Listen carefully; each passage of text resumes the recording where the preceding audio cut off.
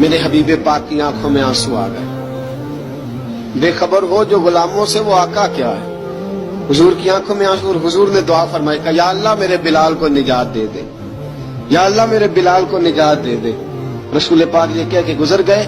ایک کونے میں حرم شریف کے کونے میں بیٹھ کے رسول پاک رو رہے ہیں. جناب صدیق اکبر نے کہا حضور کیا ہوا؟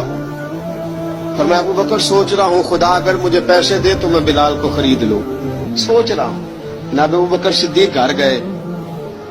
گھر جا کے حضرت عباس کو بھیجا, کہا امیہ میرا مخالف ہے, مجھ سے وہ بات نہیں کرے گا, آپ جائیے, آپ جا کے کہیے بلال کو بیچ ڈالے.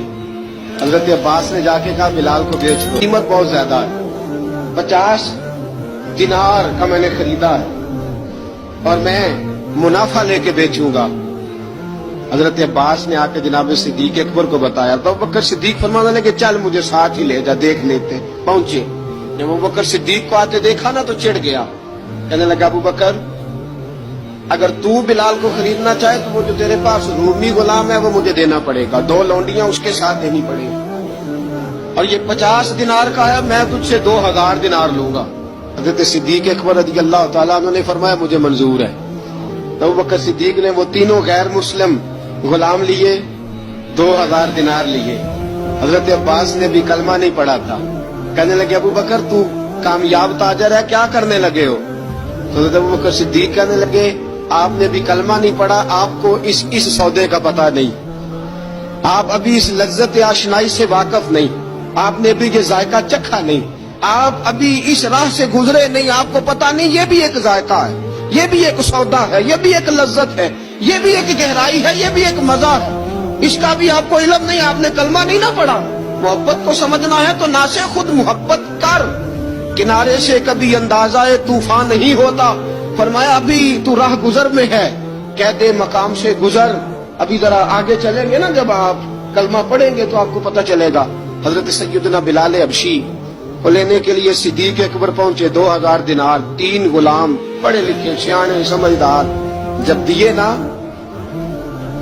تو امیہ کھلکھلا کے ہنسا, کہنے لگا ابو بکر بڑے گھاٹے کا سودا کیا تو نے, ابو بکر تو نے بڑے گھاٹے کا سودا کیا ہے.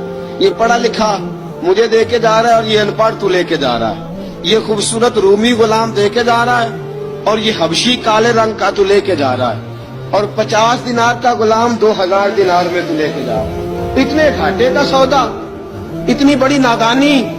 حضرت جناب سیدنا صدیق اکبر رضی اللہ تعالیٰ کہنے لگے امیہ تو کافر ہے, لیکن تو نے ابھی بھی پیسے تھوڑے مانگے ہیں, تو نے بلال کا رنگ دیکھا ہے, میں نے مصطفیٰ کے عشق کا رنگ دیکھا ہے.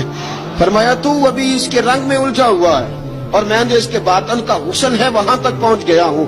حضرت سیدنا بلال حبشی رضی اللہ تعالیٰ عنہ ساتھ کھڑے.